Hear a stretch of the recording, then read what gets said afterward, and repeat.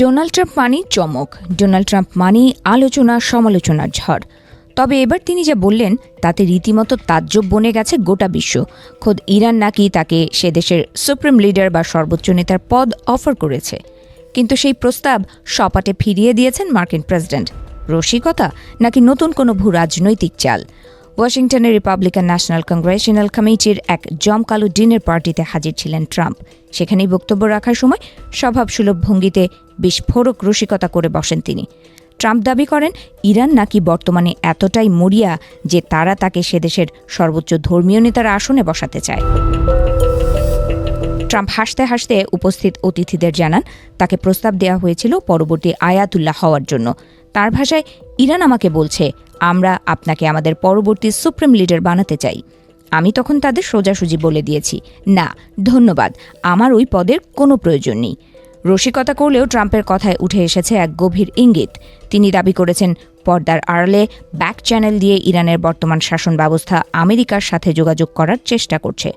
ট্রাম্পের মতে ইরান এখন একটি চুক্তিতে আসার জন্য ছটফট করছে, যদিও তারা প্রকাশ্যে তা স্বীকার করতে ভয় পাচ্ছে।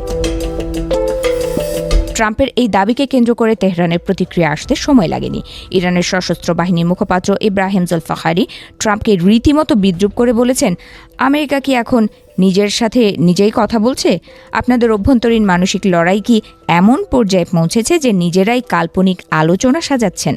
28 ফেব্রুয়ারি ইসরায়েলি হামলায় আলী খামেনি নিহত হওয়ার পর মোস্তফা খামেনি ইরানের নতুন সুপ্রিম লিডার হিসেবে স্থলাভিষিক্ত হন।